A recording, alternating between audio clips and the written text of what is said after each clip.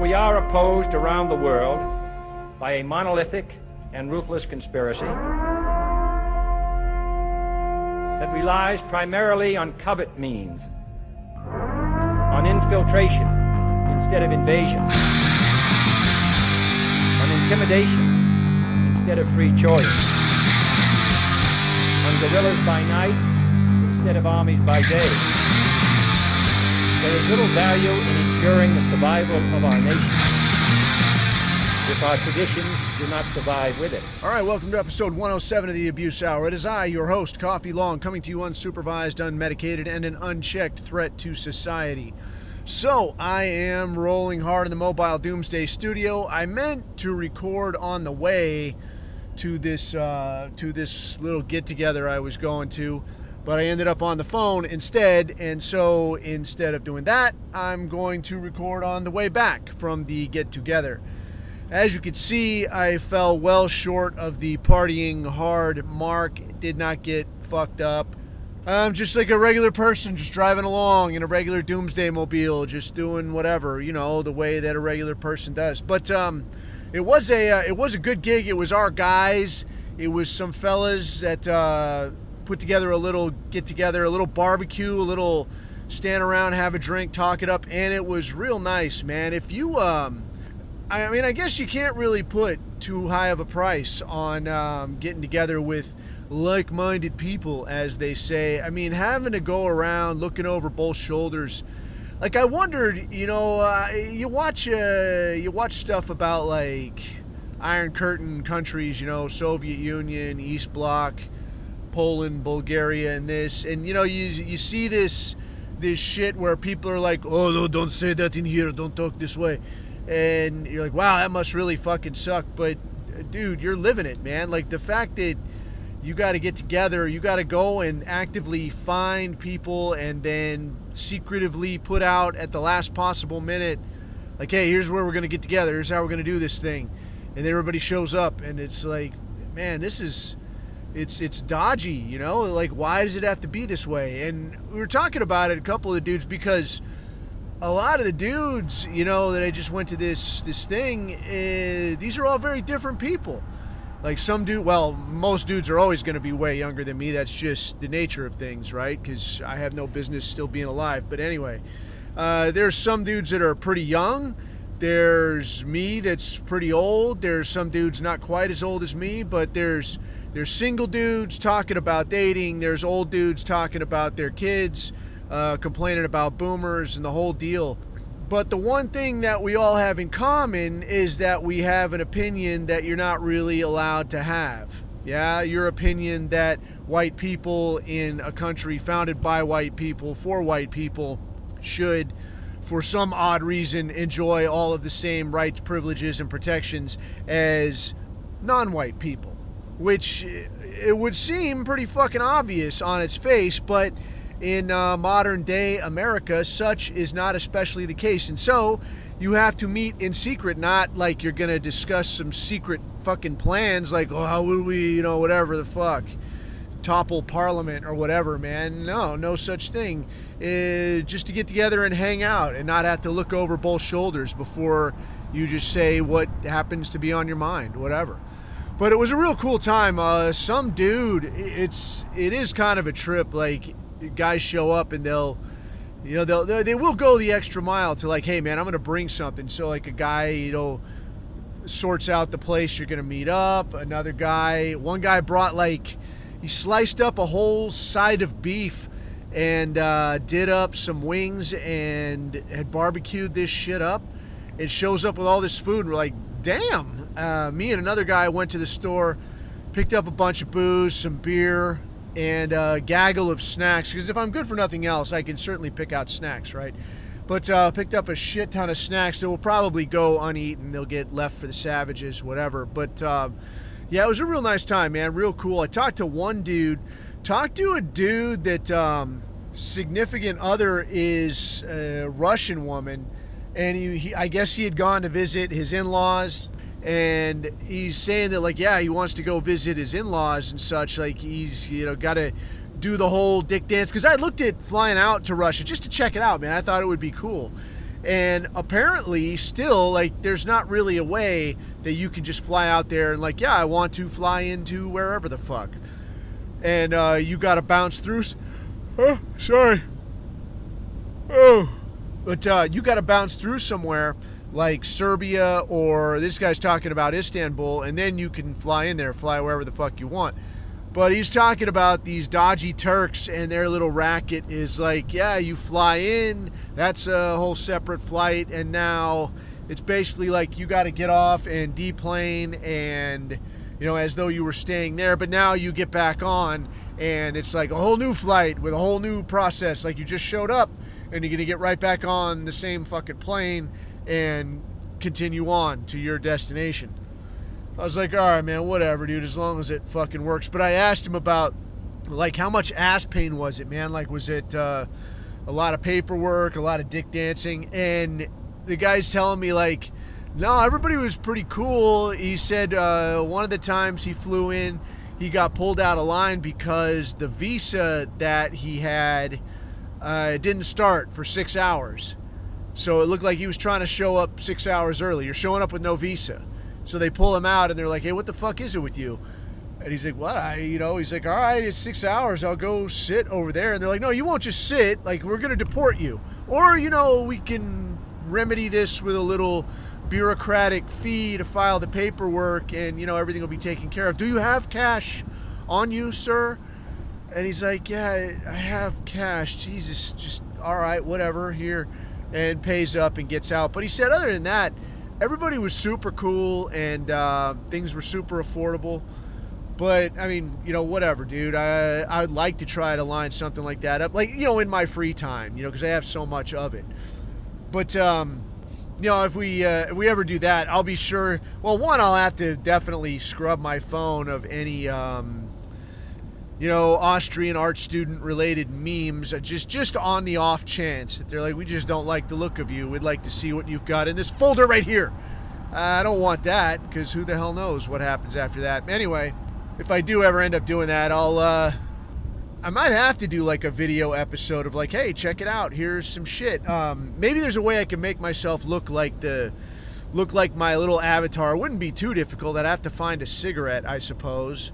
And I'd have to find like, I don't know what, a cigarette, a ski mask, and I'd have to doctor it up some kind of way. I'm not fucking dealing with that right now. We'll get to that later. Later, after tickets are purchased. I don't think that's happening anytime soon. Anyway, pressing on then, I guess kind of still on the Russia tip, man. Zion Dawn, there's a lot of weird shit going on. So this dude, like, not quite our guy, but also not quite normie tier. This guy that I know hit me up and sends me this video of, you've probably seen some version of it, this deal with Zion Dawn tuning up Zelensky, basically in front of God and everyone.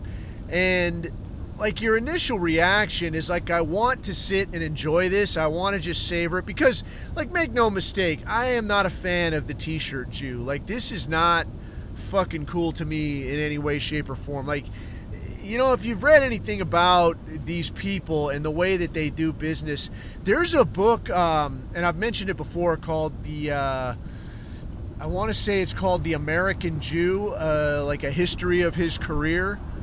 And something like that, but it was from 1926. I'll have to look for it when I get back to the pad, but it's from like 1926 or something. It's like way back when. And the thing that really kind of catches your eye about it is it describes these people, but it describes a lot of the same little tricks and same little rackets and same little stunts that they pull even now. And this business of just being kind of generally grotesque and I want to say just gauche.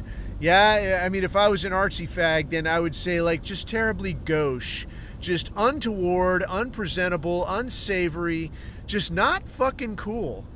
And I think there's definitely a component of that. This business of putting everybody sort of on their heels, off balance, and just making a scene. About like, oh, give me a minute. I had the shits earlier. Give me a few seconds, okay? Like, why would you say some shit like this? You know, and it's not because they don't know any better, and it's not because, man, not even because it's true, just because it puts you ill at ease.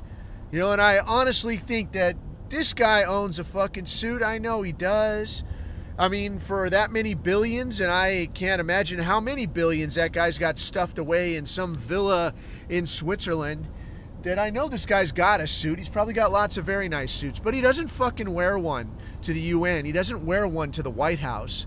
He finally deigned to present in some sort of long sleeve black t-shirt and black pant ensemble with little Ukrainian, you know, whatever that logo is, that little satanic Hebrew logo they've got. But he does finally show up in that. And I wanted to just sit and enjoy, you know, watching J.D. Vance and Zion Don just tune this guy up. And they did tune him up. And this was quite honestly like no press conference you've ever seen. Like no real sense of decorum. I saw 3 different portions of it. I saw one piece where J.D. Vance was tuning this guy up, and he's talking about, look, man, you come into the White House. You don't come into the White House and you start telling us how it's going to be. You listen to the president, what he's telling you. You listen. You don't talk. You don't come in here like that. You ask for money. You don't come in here like that. And he's just getting in this guy's ass. And then I see another clip of Trump getting in his ass, and he's talking about, you know, this war would have been over in a couple of weeks if we didn't come and save you. We give you money, we give you arms, and here you are again, and you're asking for money. What is this? You know, just tuning this guy up. I mean, if this was on, like, leaked audio, you'd have to say, like, man, I don't know, somebody is going to get fired over this getting out. This is not something, you don't want to hear people, you know, talking to you this way. And it makes people look bad, dude. And it's you'd want to say like it upsets the balance, right? But the best, I think, like the sweetest one that, I mean, and I guess I don't know how to say. I'll come to that after. But the one that really stood out to me was where they've got these other guys in the room, and if I stare at the guy long enough, maybe I figure out who he was, or it's probably written somewhere. There's probably, it's in the notes someplace. I didn't take notes of it. I just saw the fucking video. But this same little press conference deal, this, I don't know what you'd call it, faux meeting or whatever, they're in there, and there's J.D. Vance on the couch, and Zion Don is in a little armchair, and the Zelensky is sitting in an armchair with his feet a-dangling, not quite touching the floor. And now from behind the couch that J.D. Vance, J.D. Singh Vance is sitting on, behind that couch, there's a gaggle of dudes, and I don't know if it's like a senator or a congressman or some fucking, I don't know who the hell it is. But some dude just chimes in, and he's like, hey, why don't you wear a suit? Why don't you ever wear a suit here? You come here, you wear a t-shirt. Why don't you wear a suit? Do you even own a suit? Do you even own a suit? Yeah, hey, well, come on, pal. And it was like, I mean, it's like watching a motherfucker get bullied in a locker room or something. Like watching a guy get tuned up on a playground. You know, like, damn, those kids are mean. Like, maybe that kid's poor. He doesn't own a suit or a nice set of shoes. Why are you picking on that poor kid? Like, what the fuck? Like, it's really, like, if you didn't know the whole story, you'd be like, this is fucking savage. What is this? Like, if you didn't know who any of these players were and you're watching this, you're like, man, who did this guy fuck over? Like, these people are really leaning in. And I wanted, and I still want, to just sit there and savor it for what it is.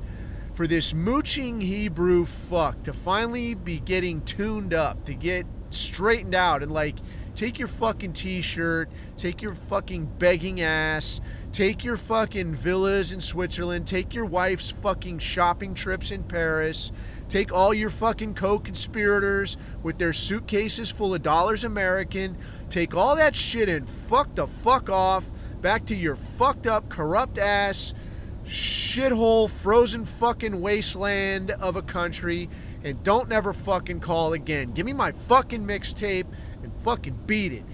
That's what I want to fucking see. That's what I want to believe is happening here. Unfortunately, I don't think that's all that this is. And I think that's been something to really take home about, the more that we learn, right? It's like if you look back at, Desert Storm, and you look at the Kuwaiti ambassador's daughter pretending to be some random Kuwaiti citizen talking in perfect English about, I saw the Iraqi soldiers throwing the babies in the air out onto the floor from the incubators. And like, if you heard that now, you'd be like, am I fucking stupid? I know this is bullshit. Some fucking little Kuwaiti girl doesn't speak perfect fucking English. She's not some fucking street urchin. But, dipshit American in 1990 or whatever, they don't know that shit, man. They didn't understand that. So you see this and you're like, oh my God, can you believe it? You're not as media literate, as you are now. And as this shit has gone on, our media literacy has increased, but the thing that we're still, I don't know, I want to say like the cutting edge of media literacy is not always like what you see, right? Because before, for a while, you didn't see shit, right? You didn't see anything. You saw whatever was written in the newspaper and you see it like a week later. Hey, look at this. It says only last week they decided this shit, right? You didn't see anything. And then there's the news and they show you a few things, but you're like, wow, I'm actually seeing something. This is fucking madness. And, you compare that with what you saw in the newspaper. Maybe you figure out something or a thing or two, but mostly all you're going to figure out is, you're going to arrive at whatever conclusion is based on the very few pieces of information you're being given, which is shit, right? Where we're at now, though, is where you're seeing all of these people, with a camera in every hand and, accounts from every corner of the world, especially with something like Telegram, man, like the same incident somewhere, the same bombing or whatever someplace, you're going to have like 10 different perspectives of like, yeah, here's a guy that was across the street. Here's a guy in a helicopter. Here's a guy that was in the actual building. Here's a guy that was walking up the street, taking a picture of his dog when this thing went off. All these different perspectives. You're going to see a lot of shit. But what you didn't see as much, was like, okay, I can kind of bounce that off of the shit that they're trying to feed me in the news, and what little, leaks out, I can sort of make something of it. But this thing is like it's like a new level, like the grotesque presentation. It's right back to that Hebrew grotesque, gauche, over the top, like unsettling presentation of showing up in a t-shirt or shitting your pants or, having terrible BO and sitting down for a meeting like, okay, I'm ready. What are we talking about? All right. It's like this over the top presentation, a theater of the absurd for your ass. And here's Zion Dawn and the vice president, where they are not typically in the same place at the same time, but today they are. And they are browbeating this motherfucker. And not only are they doing it, like totally undiplomatically, like breaking fucking nuts on the head of state of somewhere else. There's guys in the background. There's a fucking peanut gallery in play. And this guy is right in there with them, man. I mean, he's like, if the guy threw out a your mom joke, it wouldn't have stood out at all. I mean, the guy was like, you even own a suit? Hey, does your mom dress you? Or what the fuck's your story? Yeah, you little fucking fruit. I mean, it wouldn't stand out at all. So I guess just the fact that it stands out is what catches my eye. And I'll tell you this, the thing that we were going to talk about, and we'll still get to it. I got a long drive here. But the thing that I wanted to kind of focus on, the idea of talking to somebody, and like some of the stuff we were talking about tonight, with this Good Goys meetup, was the idea of kind of tailoring, and not so much like being an optics cuck, but kind of tailoring the way you present your information for maximum impact. Because what do you want? I want this person to understand what I'm presenting to him. I want this person to not just believe what they see on Boomer News. I want them to understand like the true nature of the situation and kind of tailoring your message, right? So before we get to that though, this was kind of the I guess the thing that is sticking out to me with this particular news presentation. So when I was learning to do that shit, right, on one hand, like I've talked about this before, like I learned to do it in a kind of a professional setting, but a lot of what made me good at it was what I had learned from the pickup artist community. And pairing those two things together, when I look at this news, especially this situation like this Trump, Vance, peanut gallery, pile-on Zelensky fucking deal, the thing that really stands out, I guess, is just the fact that It does stand out so much.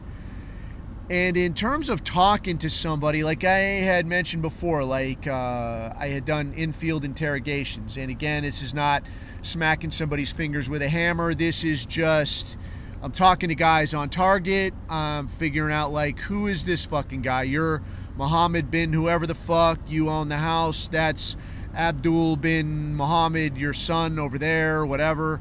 And, you know, I'm getting the lay of the land. This is really all on-target interrogation consists of, for the most part.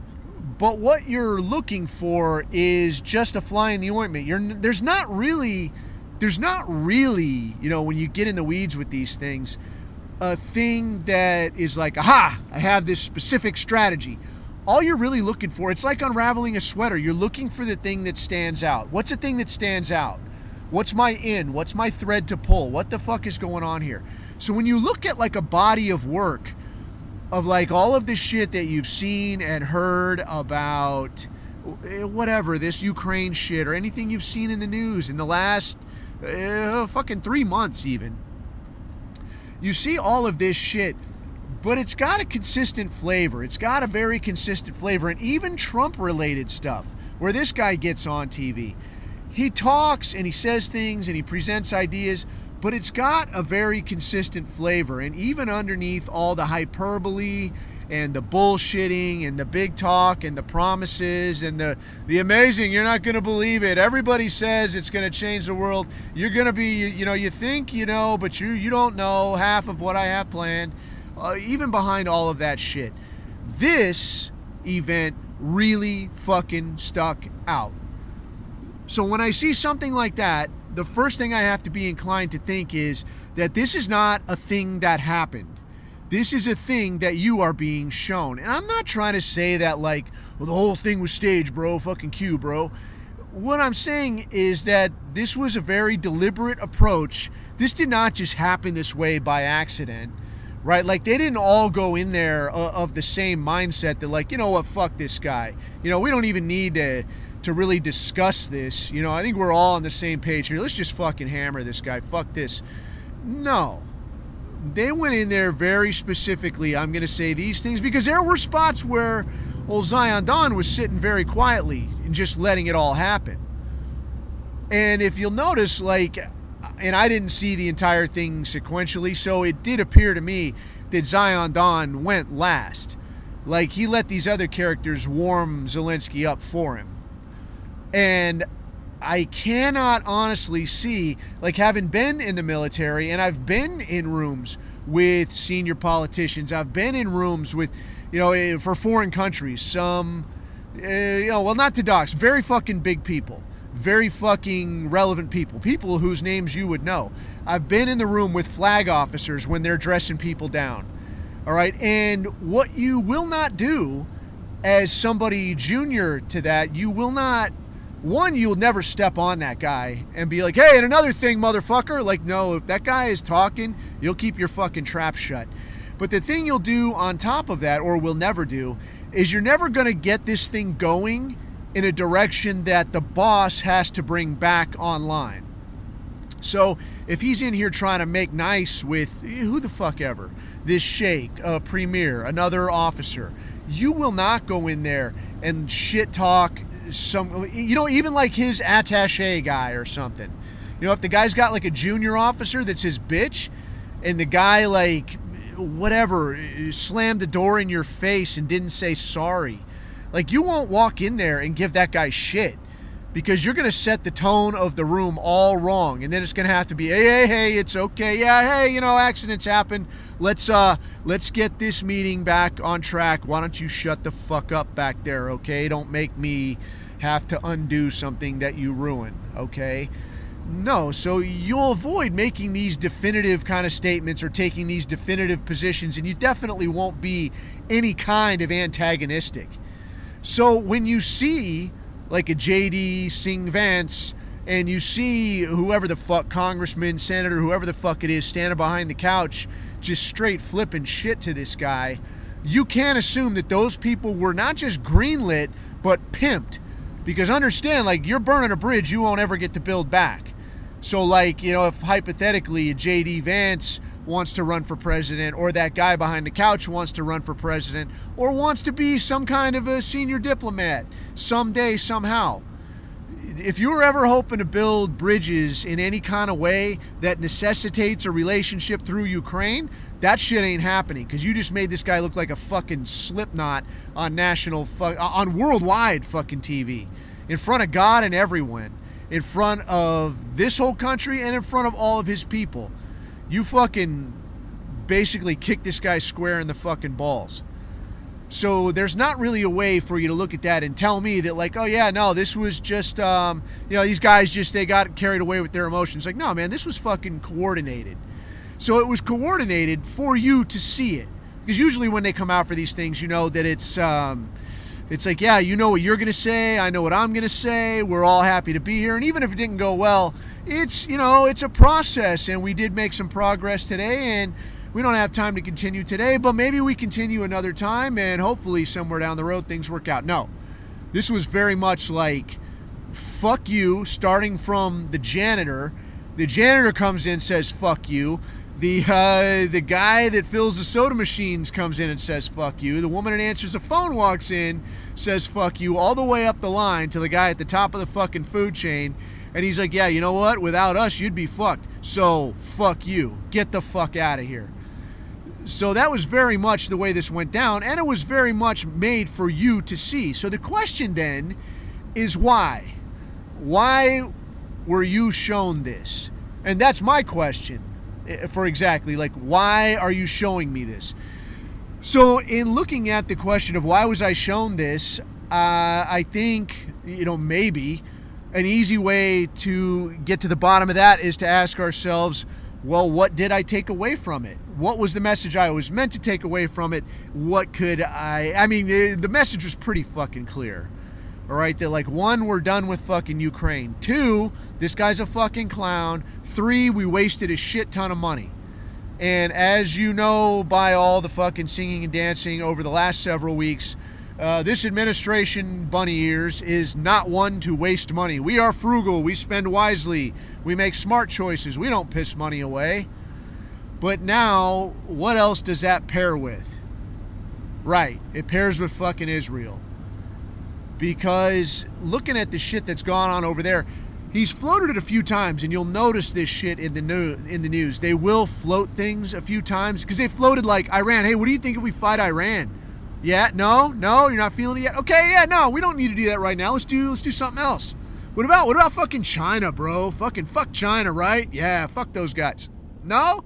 You're not feeling that either? Okay, no, we don't have to do that right now. Russia, dude, yeah, fucking fuck Russia. And I actually had a talk with a dude I think this dude's still in his 30s, man, but he got out of this, left the same community I did, didn't do a full 20, good for him, but the guy got out. But I mean, this guy is like, when you say normie, I mean, normie don't even cut it. I mean, this dude is like boomer tier. And I was talking to this guy, and this cat was like, yeah, but bro, I mean, Russia? Seriously? Like, what the fuck? Bro, we can't let the fucking Russians just walk in there and do whatever they want. I mean, if they're going to do that, I mean, he's fucking crazy, I mean, then he's right there at Europe, and no, those are our allies, bro. And I'm like, dude, have you been paying no attention? Like, what the fuck are you watching? You watching fucking CNN or something? Like, where are you getting these fucking takes? I'm like, 1, who gives a shit? Like, what the fuck did Russia ever do to you? Like, honestly, tell me that. What did they ever fucking do to you? And you can look at it as like, yeah, it's, we're not friends, so we do have to be competitors. Okay, we can compete. But where does that equate to, like, we need to finance a completely on its ass, fucked up, broke ass country to go to war with them? Because that puts us in a very tight spot. Where we could have been just competitors, now we're like legit fucking enemies. So how exactly does this work? How do you see this work? And it was just like, nah, bro, all I know, man, is like, I care about one thing, dude. I care about America. And I'm not going to fucking, I'm like, all right, dude, that's enough. That's really enough. But this situation here, though, I think the situation here, it could get wrapped up pretty quickly, because he's, I think, very clearly put it out there. I mean, a goddamn blind man's dog would, could not miss this shit. They're like, yeah, we're done fucking around with the Ukraine thing. And put it to this guy that you're going to sign this fucking rare earth minerals thing. And I did hear one piece of news that he had signed something, but then I hear that like, oh no, he hasn't actually signed anything. Whatever it is, the guy will probably end up signing it, and it'll be a deal that gives the U.S. Monstrous rights to rare earth minerals in Ukraine. Like, I mean, exploitative as fuck. And I think you could probably say that maybe that was the design all along. They're like, yeah, go ahead, fight him, bro. Fucking fight him. Yeah, I mean, yeah, don't take that. You gonna let him fucking do you like that? And now all of your people are dead. You're in fucking debt. All of your women have left Ukraine to go to other parts of Europe or the U.S. and do OnlyFans videos. You got nobody left, man, and you're in debt. So what do you do now? Fuck, I guess, you could just fucking sign it all over to me and we could call it square. Okay. But now the U.S. presence in Ukraine is a business presence and not a military presence. So now if Russia has an issue with it, well, yeah, but this is not a military question, dude. And whoever we do have there as security contractors, that's something you're going to have to take up more in like, an international court type thing where you could just say, I don't like the U.S. doing business in Ukraine. You're not going to get that far with that. But I also know that, well, the way it has been put out is that Trump and Putin have had conversations, and apparently those two don't get along poorly, I guess is the way you could say it. I don't know that they're pals. I don't know anything. I just know that from the sound of it that they can be of a similar mind and like, hey, you got to deliver for your people. I got to deliver for my people. Let's see what we can figure out. If they get the war thing wrapped up, which, has every reason to happen, they just stop funding fucking Zelensky and say, hey, the fucking check is due, shithead. As Zelensky's on the bubble, they're talking about impeachment proceedings already because he did cancel elections and he has fucked this thing up 10 different directions. So they're talking about impeachment for that guy.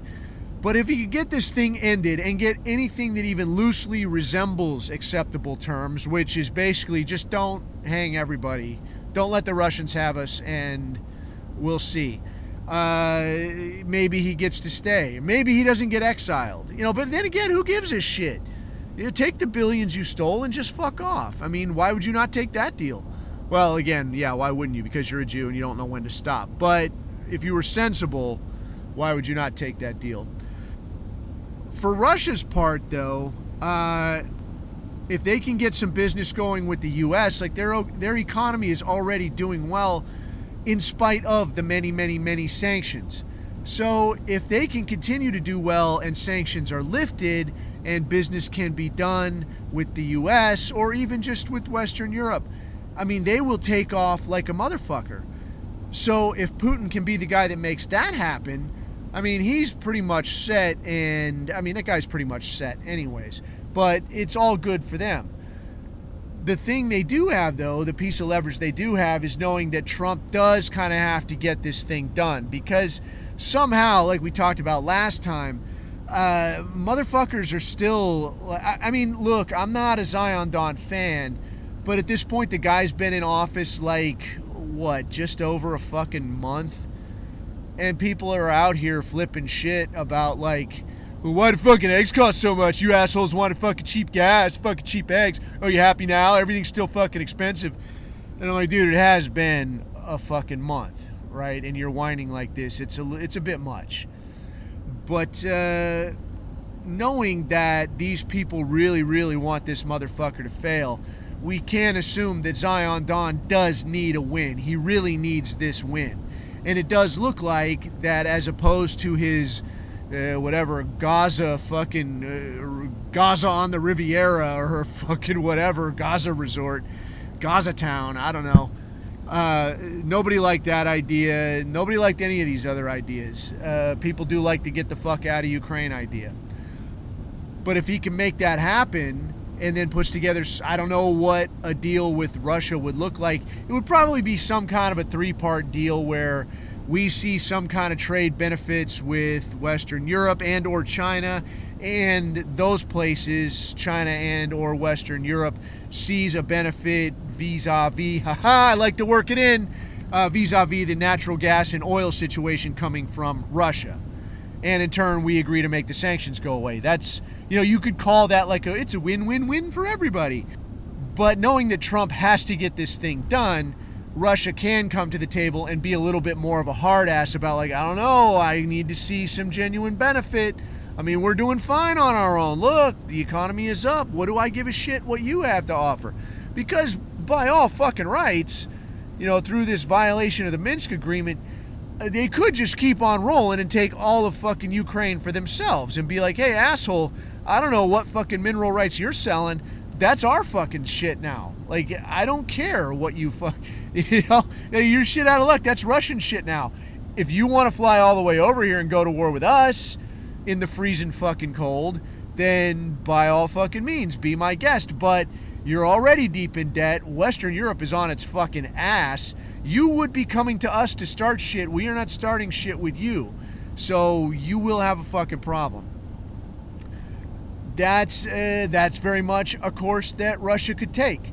But again, everybody trying to get the best deal they possibly can. If it comes off, it could be like a big win-win-win for, for the U.S. and for Russia. Fucking Ukraine, Zelensky, you already got yours, shithead. Just take your fucking suitcase full of shekels and fuck off down the road. But the kind of dark horse in all this, as you might expect, these Israelis. So while you're looking over here at like, oh, look at all the fucking money we're saving with Doge, and look at all the money we're going to save by not sending any more shit to Ukraine, and look at the money that we might get for, like with these rare earth minerals and this kind of shit. Okay, super, but where's that going to go? You know where it's going to fucking go. It's going straight to fucking Israel. I mean, like I've been yelling this shit for like months. Like, they cashed in that victim card. Like, that victim shit is gone. It is off the fucking table. Oh, the Holocaust. Like, yeah, no, dude. No, that fucking game is done. And I mean, if you look at anywhere like, like Zero Hedge or any of the fucking places that still allow comments, I think even Breitbart is like on the fence with like, yeah, dude, it's not cool blowing up hospitals, dude. You can't quite claim to be a victim, even in spite of all the fucking atrocities suffered, during World War II, these poor people. Yeah, even in spite of that, man, like the boomers are the last holdouts still supporting these people. Leftists are beside themselves. Like, they don't like that shit at all. Us, obviously, we know how we feel about them. But they cashed that victim card in, man. And in exchange, they dropped, dude, what the fuck did they drop? I want to say they dropped more ordnance on Gaza. Well, they dropped more ordnance. I can't remember if it was just on Gaza or on Gaza and Lebanon and Syria. But they dropped a fuck ton of ordnance. And, well, I can definitely say that on those 3 places, they dropped more ordnance than got dropped on Iraq by us. It's a fucking lot, dude. A fucking lot. Like, they leveled that fucking place. So now, like, you fucked that place up, but those people still aren't gone. And that real estate still isn't yours. And they've tried, I guess, again to roll into West Bank, and I don't know how well that's gone. Incursions into South Lebanon didn't go well, so you didn't collect Greater Israel there. They did make the gains, at least most of the gains I think they wanted in Syria, and they overthrew Assad, which is a real fucking downer because the guy seemed like an actual nice guy. But they picked up in Syria, that's fine. They didn't pick up in Lebanon, they didn't pick up in West Bank, they didn't pick up in Gaza. So you got a little bit, but for just a little bit, you cashed in the one thing that has kept you afloat for decades. I mean, shit, for longer than decades. I mean, 100 plus years. It's been this, oh God, always a wanderer, never having a home. Can anyone help me? Oh Lord, oh why forsaken? they've run on this shit forever, and now you cashed it in, and you were hoping to get that greater Israel, and it didn't fucking pan out. So I honestly think that this is the deal where they're like, you know what, we're gonna need America a little while longer. We gotta prop this fucking thing up. Let's start cutting some costs. Let's start running this thing right. Let's get white men back in the military, and let's make these motherfuckers at least a little bit scary again. And that way we can take another run at this. Who knows when? Down the fucking road. I don't know. But in the meantime, let's at least keep these Palestinians pressed down like we have them. And hopefully in short order, we can, take another stab at this greater Israel idea. So that's where I think they're at with this. I think we'll probably see as the year wears on. As this Ukraine thing winds down, I think a lot could depend on this Russia thing. If they put together some kind of monster deal and like, oh, look how great it is, and then they're just backdooring, money out to fucking Israel, that shit I think will go largely unreported. Like, they'll just keep that the big fucking secret. And, shit will just continue as usual. And probably at some point they'll try to rope us into yet another war, and that'll fucking suck. But it is what it is. Maybe we'll be in charge by then. Who can say? But apart from that, I think talking about these ideas, sharing these ideas with people in a sense that, like, look, dude, they're not your fucking friend. Like, let me explain a little bit of what's going on here. This was like, if you happen to not listen to last episode, this was a thing I was talking about where there was talk about like, bro, you got to be out protesting. You got to be doing this shit. And if that's your thing, man, cool, go and do that. If you like marching in a straight line, you just like showing up, making a presence. If that's your thing and you really enjoy it and you feel like you've gotten positive results, then by all means, man, do that shit. My take on it is that I think better results could be gotten through a more personal, kind of a low-level approach. Then that's just what I think. Because at the end of the day, what is it that you want? You want people driving by your demonstration. You want people to drive by you holding a sign or whatever, chanting a chant or putting up a flyer or dropping a banner. You want them to come away with that and go, what was that about? I should look up more about that. Or, hey, that guy kind of had a point. That is what you want at the end of the day.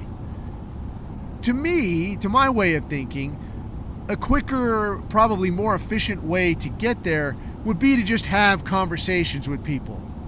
And obviously these conversations don't just happen on their own. You do have to kind of construct the way that a conversation comes about.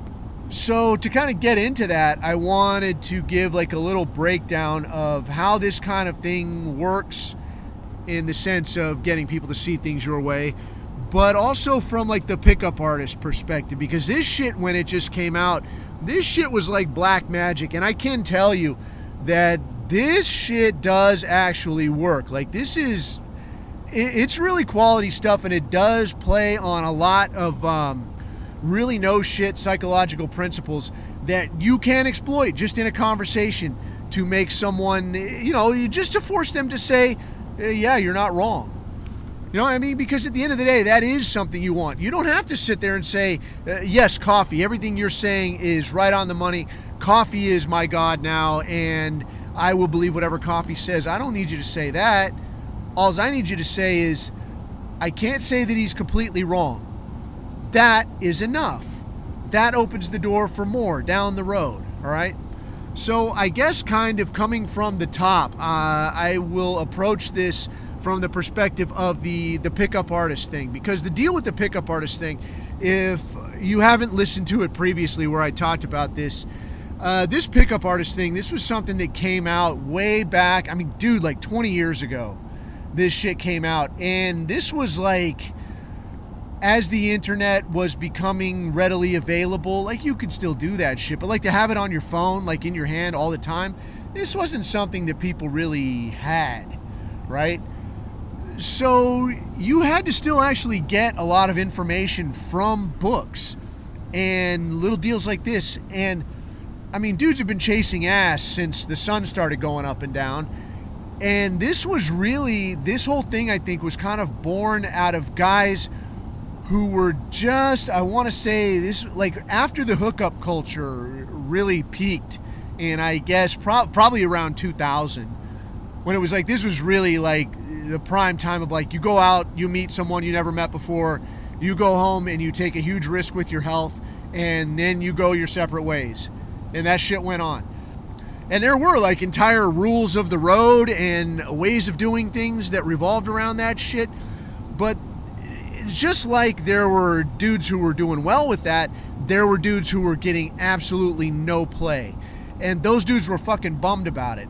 So what a lot of dudes started doing was they started looking at like effective sales techniques, effective manipulation techniques, effective interview techniques. And they kind of, how can you say, like tailored these techniques in a way that allowed them to meet people quickly, develop rapport quickly, and then just kind of adjust their way of thinking so that some woman, granted a few drinks deep, but still some woman that you have never met before who has heard many, many times during her life, do not go home with just some random guy and get naked and have sex with some idiot. Like, don't do this shit. It's extremely risky. You should not do this. But they're doing it anyway, right? And you can, dude, I'll blame women as much as anybody. But what I'm getting at is here that the techniques that these dudes were developing were extremely effective and are still extremely effective. So to not go too far down the rabbit hole on this, I'll give kind of an overview of the concept of some of these techniques, and then we'll talk about how they apply to helping people see things our way. And if you're wondering, there are actually a lot of dudes who started out in that scene, in that like pickup artist scene, and ended up right squarely where we are.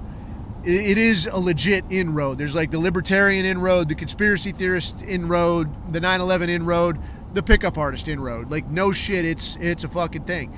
Because once you start realizing that, like, yeah, different people do think different ways, and you start thinking about the way the world works and how there are pecking orders in everything, and you start seeing that, like, dude, I think there's some ways that this shit is being used on me by people who do not have my best interests in mind. And you start spotting it, and then, next thing you know, here you are, throwing these Romans. But anyway, so to kind of give a quick overview of this shit, the idea here behind this, the development of these pickup artist techniques, is that generally the software in your head, the way that you perceive things naturally, is what you could call outdated software. So if you look around, living in cities of several thousand people, this is a phenomenon that has only come about very, very recently. For the very longest time, people only lived in villages of like 150. That was like an average village size, all right? And because of that, certain things, there's going to be certain things that you naturally assume and certain concerns you naturally have. So concerns like, hey, if I make an ass of myself in front of people trying to talk to some woman, I might be completely fucked ever trying to talk to another woman again, because the word's going to get around. In a village of 150 people, that means something. In a city of 1 million people, it doesn't mean shit. You can go and say and do whatever you want in front of some random woman. She's never going to see you again. You're probably never going to run into her again. It's practically impossible. So what these dudes were calling approach anxiety, where like you're nervous about approaching some woman, just get the fuck over it.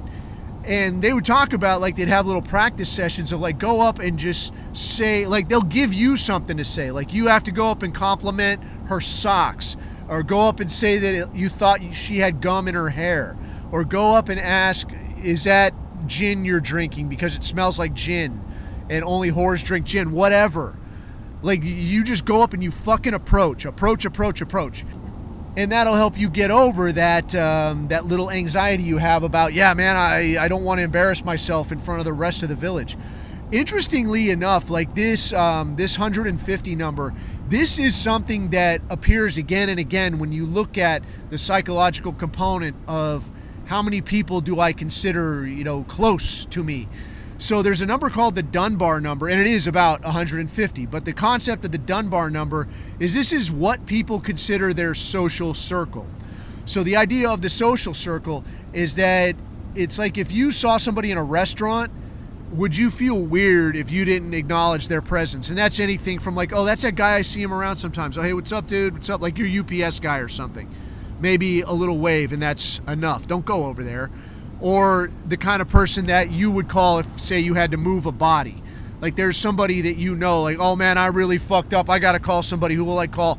You'll call this person. All right. So anywhere on that scale, that's going to be like your social circle. And usually it ranges about 150 people. So most of the time, you look at somebody's Facebook friends group or whatever, and it's going to be, I have 700 friends. Like, motherfucker, you don't have 700 friends, dude. Like 99% of those people, if you saw them in a restaurant, like you wouldn't wave to them, they wouldn't wave to you. They don't even know who the fuck you are. So stop it. But the other reason that it's only 150 is because kind of running in the background of your mental programming is the need to kind of manage how all those friends interact, not just with you, but with each other. So like if you're friends with like a bunch of CEOs, but you also happen to be friends with an axe murderer, right? You're going to have to say like, look, axe murderer, bro, I knew, I know we came up together. And, you're cool and I like hanging out with you, but bro, I just, you don't have to have this conversation, but you will naturally do this. Like you'll just drift away from that kind of shitbag friend if you've got more of these guys, or if you've got that one friend that's like the straight arrow and you're kind of a shitbag and all your friends are shitbags, then you're going to kind of like, yeah, man, it's embarrassing when I hang out with this guy. He looks at me all sideways. I'm going to just, I'm going to go over this way. You know what I mean? So that's where this 150 number kind of comes from. But once you understand that, you can understand now, like, not just why do you think the way that you do, but you also have to think about why this woman is thinking the way that she does. You have to be able to fit into her social circle. She's got to look at you and say, all right, I see where this guy fits in. So when we're looking at our thing, if you're looking at like the 1.0 thing, like, dude, the clip with Ryan Gosling from The Believer, it's such a cool clip, but it's also, it kind of demonstrates why that persona has to go, man. And I dig the 1.0 flavor, man. I like that shit, but you can see why this ain't convincing anybody. And you know the one I mean, where he's sitting in a cafe, he's talking to like a little guy doing an article or whatever, and he's like, so you're suggesting that the Jews control the media? And he's like, the Jews clearly control the media. They undermine and deracinate society. Deracinate. And I love that clip, man. It's fantastic. But you could see where, like if you're talking to, in the case of a woman, and you're trying to pick her up, or if you're talking to a normie and you're trying to get them to see you as someone they would take advice from, you've got to understand where you need to fit into that 150 person social circle. They've got to have it in their head that, like, if I introduce this person to people that I work with, or if I introduce them to like my family or my close friends or my wife or, whatever, is this person going to embarrass me? You have to keep that in mind. And you might be willing to say like, well, man, fuck this guy. I don't give a shit what you think. You don't have to give a shit what he thinks. That's not the point here. But if you want to convince this person to think things the way that you think them, to look at a situation the way you do, and arrive at the conclusion that you arrive at, this is something you have to consider.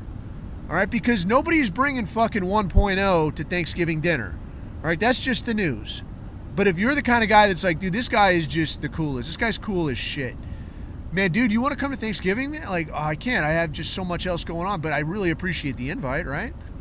So that's one thing to consider. And that can, like, how would I fit into this person's life? What do you want this person to think of you as? That is a really good stepping off point for, like, how should I package myself as I approach whatever, a woman in a bar or a woman in a grocery store, or a person that you're going to try to talk to about, our tiny-hatted friends. Moving on from there, the tricky part, dude, and it's the trickiest part and it's the simplest part, is the approach. The approach. With the woman thing, it's much, much easier, one, insofar as a lot of times the situations where you would be doing this is a situation where some woman is looking to be approached anyways. All right, you see how they dress. They want you to notice them, right? So a lot of times, like, the work is half done for you. All you got to do is go up and say something halfway interesting. I'll tell you this, when I was like neck deep in this shit, like when I was really into it, and it is a learnable skill. It is a skill set. I will tell you that. When I was good at it, like, I would just walk up and I would have nothing prepared. I would have absolutely nothing prepared to say. I would walk right up and just say something. And it's not because I'm so fucking cool. It's nothing like that. It's just that I think they know. I mean, they do know that, like, the guy just wants to talk to me. Yeah, I just want to talk to you. And you can walk up and just say almost anything, as long as it's not fucking dull. I mean, this shit of like, so what do you do? Like, that shit is, they don't give a fuck. All right? They don't want to talk about their fucking career. Ask something interesting. Ask something fucking silly. Hey, I like your socks. I actually said that to a chick once. I love your socks. It's fucking silly, but it works. In terms of like professional grade material, then, what you're looking at is two things. One, a situational open, or two, an opinion open. A situational open is something that you're talking about the situation. If you're in like a bar or some other setting, a fucking park, whatever, you walk up and you talk about this place or something that's going on or something that you heard last week that went on here. Dude, were there people dancing on the bar here last week? I thought I heard something about that. And now you're standing there talking. They might have an opinion about it. Honestly, it helps if it's something you did actually hear, because if it's something bizarre and they're just like, nope, well, that's information too. I mean, they might even want to talk to you, but you just kind of blew yourself out of the water. Like, what the fuck was that? It can be a situational opener. I saw this one described as the grandpa opener, where you walk up and talk about, like, whatever the fuck they have on, man. Your purse, your backpack, your sweater, your socks, whatever, man. And it could be like, my niece was asking for a purse, and I think it was this one. What brand is this? Where did you get this? Where can I get this? And this is like the kind of shit that like your grandfather would do. And it does kind of suck when you think of it in terms of like, yeah, your grandfather wasn't actually, he didn't really give a shit about school or your, whatever, your hoodie. He just wanted to fucking talk to you, you piece of shit. Why didn't you talk to your grandfather? What the fuck's wrong with you, right? So, the grandpa opener. The other one then, so you got like your situational, and again, that plays well with us because you could say like, dude, I thought, what did you think about that? And you could like point to a TV, or, oh, there was a guy just up there talking about the Zelensky thing, man, I don't know. And a lot of times people will just go with that, or especially if you hear somebody talking about politics or anything political, because I mean, at this point, what's not political? But that's an easy opener. So that also sort of stems into the last, and one of my favorite that really works best, is the opinion opener. And you can legit, like, you can make shit up and just roll up and be like, hey, you look like you know, give me your opinion on this. And it's the dumbest damn thing, but like, you can look like a total schnook, but people will take it as a compliment that like, I look like somebody who knows a thing or two, right?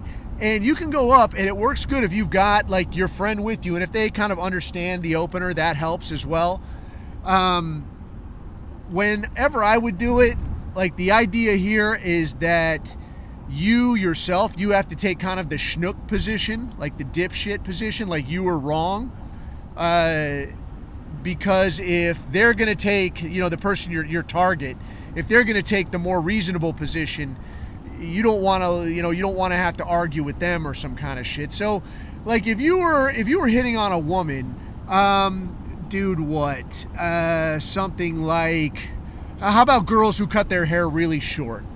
So, like, we would roll up, and now I'll say, like, hey, look, you look like someone who would know. Give me your opinion on this. I think that it's kind of tacky for girls to cut their hair really short. He thinks it's okay, and I don't know, we just have a difference of opinion. I want to hear what you think, right? Like, some woman will go on and on about this, but what she'll do now is she's going to tell me that a woman can cut her hair any way that she wants. It's her right, it's her privilege, and there are actually some girls who look really good with short hair. And I'll go, oh, I hadn't really thought of, I don't know, like who? I'm thinking of it, but I can't remember her name. And if you've got one on hand, that's even easier, right? But now I'm in a position like, oh, you're teaching me something. I'm learning from this dingbat, right? So it's kind of canned and it's kind of cheap, but it fucking works. And she's going to teach me about why women should get to do what they want and different hairstyles. And it doesn't have to be short, or maybe like what they call like a pixie cut or some other shit, so whatever goth girl cut. And she's going to tell me all about it. But I don't actually want to hear about the haircut. All I want to hear is your earrings jangling back and forth. You know what I mean? So that's kind of how this opinion opener works. With the opinion opener with our thing, to sort of get somebody going on this thing, I mean, dude, you can't throw a rock without people talking politics right now. So if you hear somebody, or even you see somebody that looks like they might have a political opinion, you can roll right up and be like, you have one of those Chinese purses. Do you have an opinion on that? Right? Or you can roll up with like, hey, me and him were trying to settle this thing. What do you think about this, Teddy? You look like someone who would know. And off you fucking go.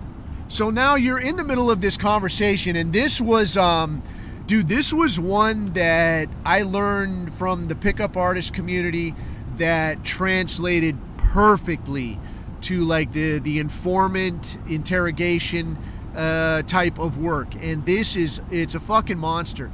But the concept of a conversational flow, like I read, when I first learned about this shit, like I got this off of like a bootleg PDF copy. It was a no shit, like a book, but somebody had taken pictures of each page and it made a PDF of it. And like you'd have to know somebody who knew somebody to get this fucking thing. Like, bro, do you have a copy of that thing? Oh, dude, I think I know somebody who has it. And you get this and you'd pour through this fucking thing. But this dude had written out this deal of like, here is what a conversation looks like, had like drawn like a graph of like, this is the way that this goes. And the way that it works is like a normal conversation. It'll start with a thing, fucking whatever, man, sports. Okay, it starts with fucking sports. And then it could go on to like, this is you and your boy. It could go on to like sports, and that time we went to a game and we had that beer. What kind of beer was it? It was light beer. Light beer. Oh, they made the best commercials. So you went from sports to beer to commercials. And now it's going to oscillate between, It's going to oscillate between like 3 or 4 of these things, right? That's just a normal conversation. And eventually one of these things is going to peter out and maybe a new thing pops up, but that's like the flow of a conversation where different topics are going to come up and they're going to lead back into previous topics. And at some point, maybe some of those are going to die and a new topic will emerge. But that's just the way that like a conversational flow will go. And, and if you run out of shit or somebody's got to leave, that's just the way that it is. But if you're like stuck someplace, like, you and your boy stuck on an airplane for 3 hours and you're talking, and like, whatever, everybody's battery died. You don't got anything to listen to. If you're talking, this is the way a conversational flow will go. If you know this, all right, now you can sort of mimic the way a conversation will flow, but you will be the one to interject like your piece of the puzzle into this thing. So if you want to talk about, we're wasting money in Israel. All right, like this is your thing. Like, what are the different points that you can drag this topic into the conversation? You've got money, you've got immigration, you've got war crimes, you've got all of this, like many different avenues by which you could bring up this thing. So what you have to do now is think through your head, and sometimes you could develop what dudes would call the frozen chunk. And this was actually a term I learned at language school, where like you go and you get tested out for a language. Like this was something they tell you. They're like, look, you can get frozen chunks if you want, but if you walk in here with them, we're gonna instantly kind of know that like maybe you don't know this language as well as you think you do, or you want us to think you do. And what they mean by frozen chunk is like these are all things that you have heard. Like if you think of a foreign language is the perfect example. So if you hear "Sprechen Sie Deutsch," like you know that this means do you speak German, right? But you don't understand like how does this conjugation work? How does the structure of this sentence work? Why does the Z, why does this come after the verb? Why is it formulated this way? You don't understand all that stuff, but you do understand that these words altogether mean that idea. So you can have this for, if you've got something worked out where you're going to test out for a language, and people would have this shit where it's like, oh, well, I think this about the school system, but when I think about it more carefully, and they're like, frozen chunk, fuck you. But in the pickup artist community, they called it canned material. Language school, they called it frozen chunks. Pickup artists called it canned material.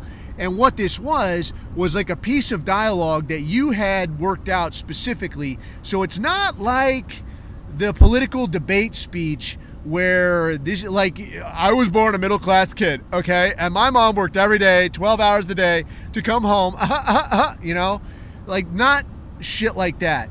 This would be more like, it's like an interactive thing.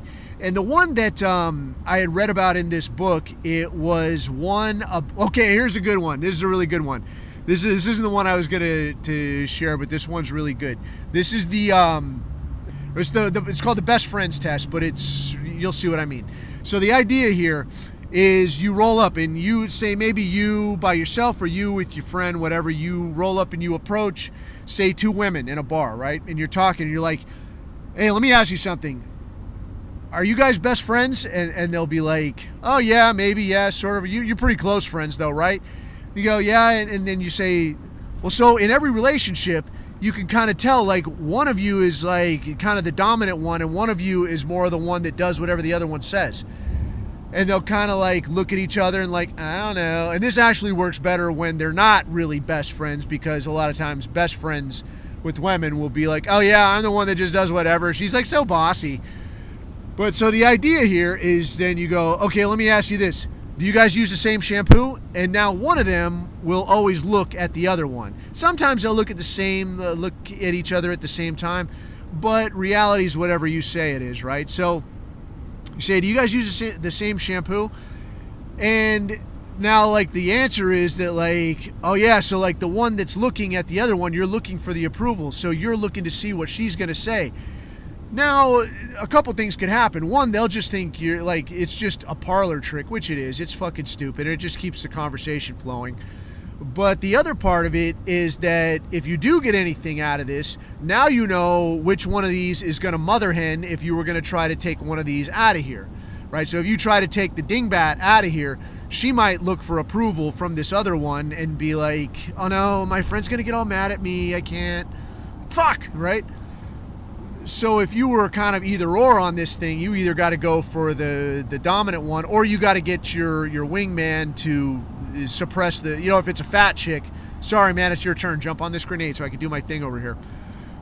With our thing though, if you're talking about canned material, the idea here is that it's got to be an interactive thing. It can't be like, I was raised a middle class kid and you just talk for 10 fucking minutes. That's fucking gay and AIDS, and nobody fucking likes it, and everybody recognizes it. That's shit.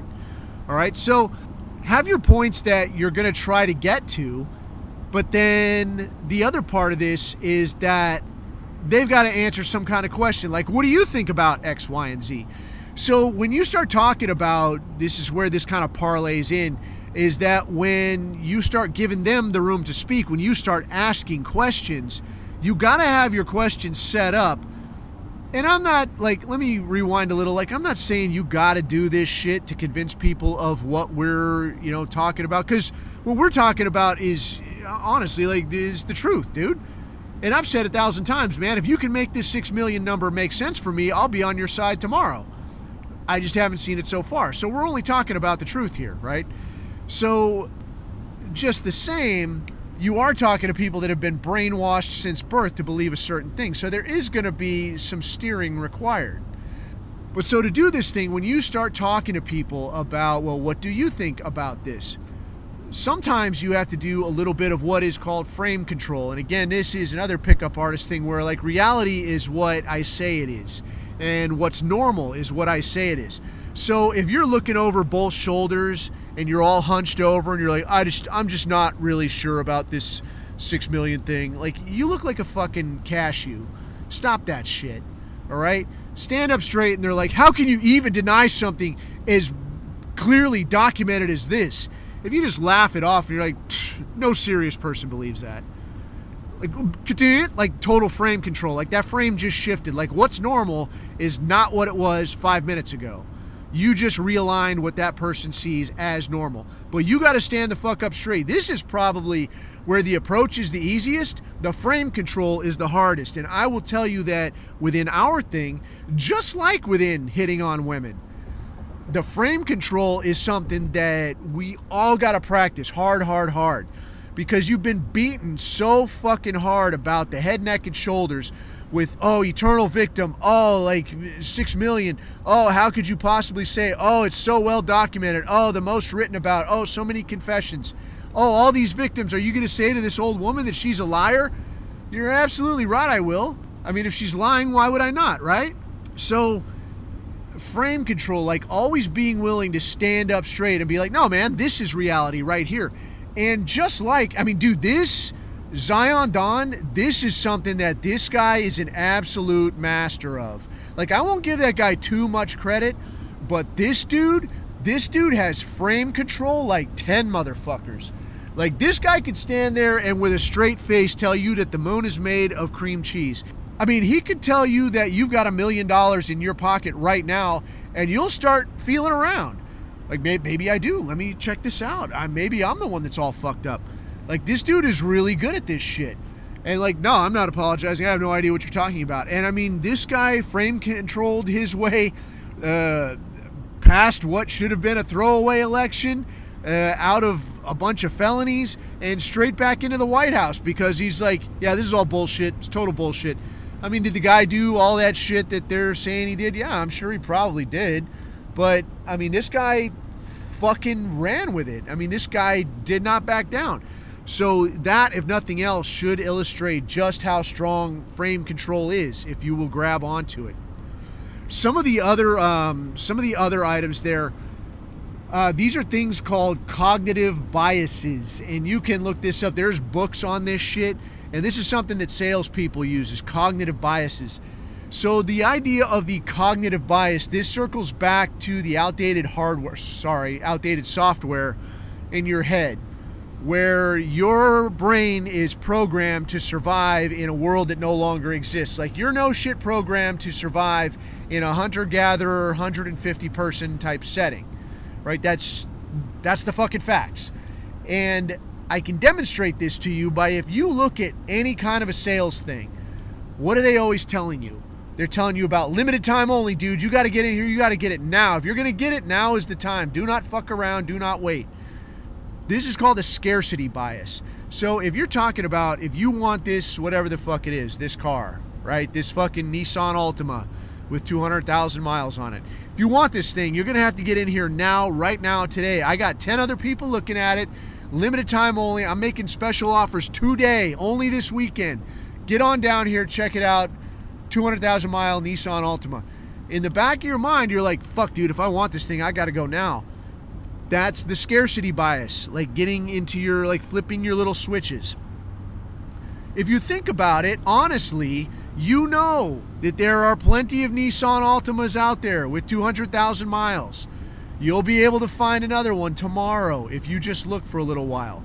But that scarcity bias is going to tell you that, no, it's got to happen now. Another component of this, these cognitive biases, there's a stack of these fucking things. Another one that I really like is called the, what do they call it, man? We called it the fucking cooties bias, but I can't remember, fuck, dude, I can't remember the proper name of it, because it actually has like some, scientific name, like scarcity bias. But the idea here is that this kind of shit goes with that kind of shit. So it's just like when you look at anything that's for sale and it's got, okay, like going to shop for a car is the perfect example. So if you've got hot women, you've got everything is spick and fucking span, all of this shit is like perfect. It's shit hot. Like, dude, you buy a car here, you're taken care of. Like, everything here is just so. You know that this place is like, there's no fucking cooties here. But where you get the idea of like cooties is if there's like one thing that's fucked up. Just like the 1.0 dude. Like, this guy, man, he probably drinks a little bit. He's got tattoos on his fucking neck. Dude, I don't know about this. I'm not completely sure. Like, this might not be the smartest move. This guy might have a felony record or something. Whatever this guy, I mean, this guy might be the smartest motherfucker in the room. He might be the most on-the-money political analyst ever to walk the earth. But because of this other thing, because of these cooties, you're going to look at him and be like, I don't really think so. So in some ways, this does sort of parlay into the thing of, like when you say like, oh, if you're going to go to like an Asian food joint, what do people always say? Like Asian food or Mexican food joint. What do people always say? Oh yeah, it's those shitholes. It's the places like the hole in the wall. Those are always the best places. Oh, dive bars. Those are always the coolest places. Yeah, that's well and good, but that takes a long time to work up to. All right. It's sort of like the goth girl thing, like sexy goth girlfriend or whatever. That's a very niche type thing. So if you're going to convince somebody that like, yeah, man, you should think what I think, you can't pull out your credit card to pay for a beer and it gets declined. Like, sorry, sir. Like, there might be nothing wrong with it. Maybe their machine is fucked up. But you can't look like an asshole, right? That's like all of the fucking social capital you just built up.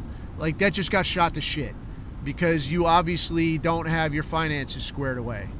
All right. You did hear people talking a lot about like, how do you dress? And I will tell you, man, that how you dress, dude, that can go any number of ways in this environment. But you gotta think of it this way, you just gotta have a reason. Just have a reason for doing what you're doing. I was telling the dudes tonight, the guys I was hanging out with, I one time I was at an event doing a gig where the guy you've seen this shit like in airports or like fucking malls or whatever, this Life is Good product, right? You've seen this shit. The guy who started that was at this thing. This fucking guy was walking around in like the hotel robe and a set of broke ass flip-flops. Did not give a fuck. Looked like a fucking hobo. But when you hear like, yeah, he's the guy that started that Life is Good thing, then you're like, oh, now you look at the guy a little bit different. All right. What he has on starts to make sense. If you've got like some broke ass t-shirt or you've got some fucking shorts or some fucking flip-flops, you can do this shit, but you kind of got to have a reason for doing what you're doing.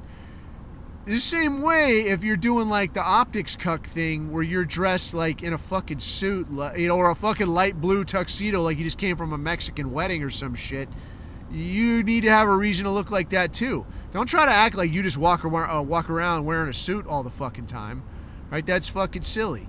So the last thing I want to wrap up on with this, and this is straight out of like operator handbook, like if you want somebody to be your informant and you're going to expect at some point that they're going to like, yeah, this guy's going to, like, if he sees something, he's going to say something. This guy's going to let me know. If that's, what you want, this is the approach for you. But the idea here is always the follow-up. Like, I want to know when we're linking up again. I'm not going to leave this to chance. So you want to try to set a follow-up with this person. Now, if you're talking to some dude in a bar, it's going to be very fucking weird to be like, bro, let's link up again.